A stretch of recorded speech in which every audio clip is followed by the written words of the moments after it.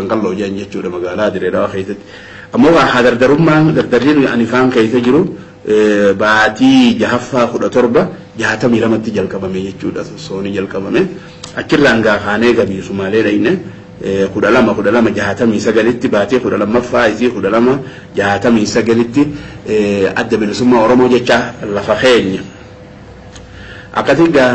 باتي ابريلسي تكا ترباتمي افور ثاثي درا gubbaa qorichaa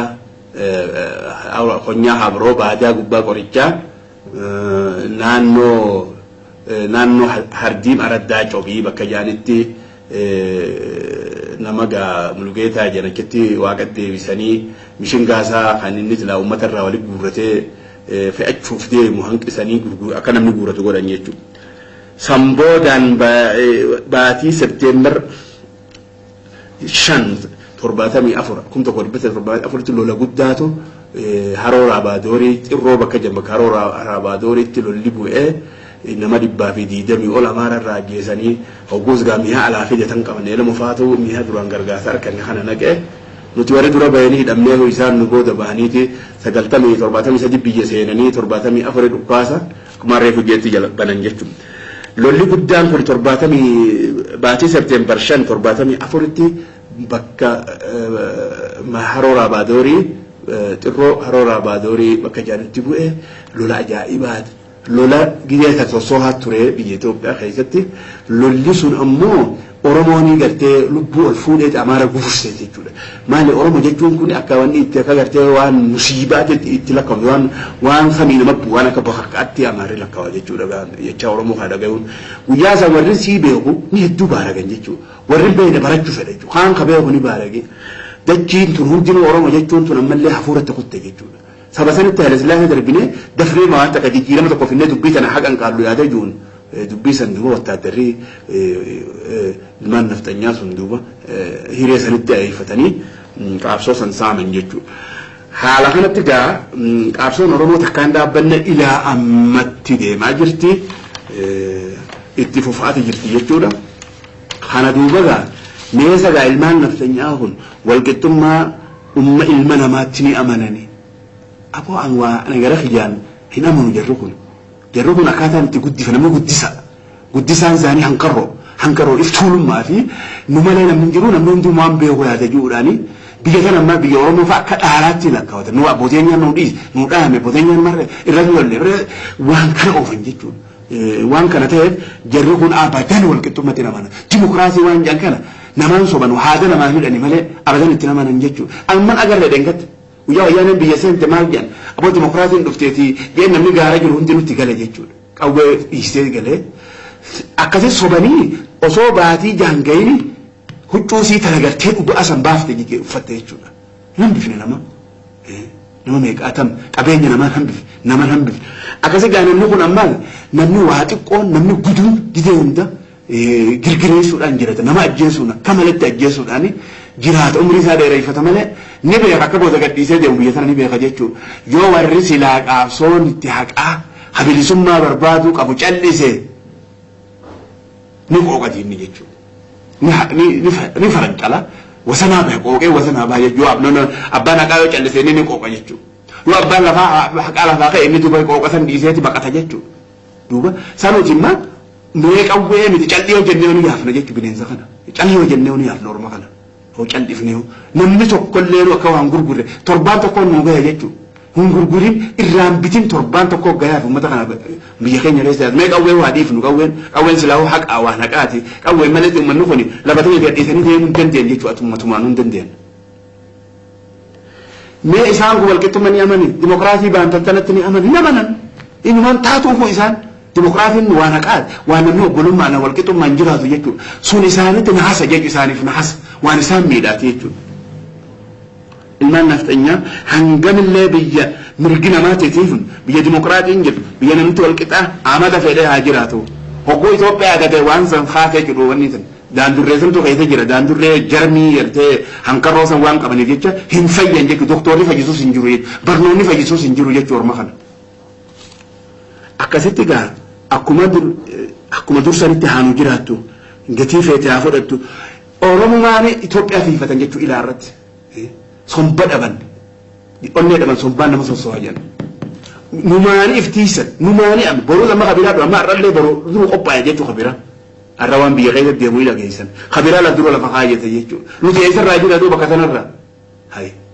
xiqqoo qabnu walitti hirkannu gan gaafa tokko gobeellatti qawween yookaan nyana bo'aan qawween qabu duuba akkam ta'an haa tolfannu laga kana keessatti yoo tolfachuu wallaallee haa bitannu horii ni qabna walitti buunee horiin haa bitannu qawwee kun namni gurgurarraan kana guutamee jira addunyaa keessa riigaa lama walitti baafnee namti namoonni horii yoo qabne horii keenya haa bitannu gaafa san akkasiin jeeni jechuudha yoo horii dhabne isarraa hiikannu jechuudha amma gaa yoo nuti har'aan kanallee duuba oromoon hoggaa afur cini namti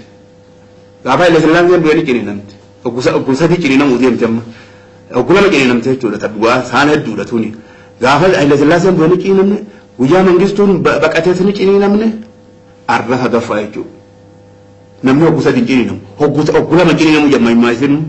ogguu lama namni gosa boolla takka keessatti qaama tokko keessatti hin cini namu jenna duuba akkasii jaallan teenya gaa bilisummaan faaya qalbiiti nuura jechuudha namni bilisummaan qabne if duruun arku yaaduu hin danda'u yoo yaade duraa facaasan jechuudha namni gartee namni bilisummaa duraan qabaate yogguu dhabe irratti ni beeka jechuudha mi'aa isii beeka jechuudha bilisummaa gaafa qabnuu fi gaafa hin qabne wal dura qabne haalaan gaafa qabnu sana loluu dandeenya yaada qabna heera ajaa'ibaa kana hundaa'u bilisummaa irratti waan kana walitti mariidhaan tolfanne jechuudha arramee nam tokko walitti qabamee waa godhuu danda'u jechuudha dhamaana jechuudha sanii jecha if qaru wal qaru seentara bakka hunda ijaarrachuu biyya jiran keessa namni walitti dhufee bakka galgalu walitti dhufee marii walii dabarsu bakka ilmaan isaaniitti waa barsiisan wanni akkasii ijaaramuu qabdi jechuudha yookaan kanuun faayidaan hin jirtu jechuudha maal godhuu dandeenya jechuudha. akkasitti gaa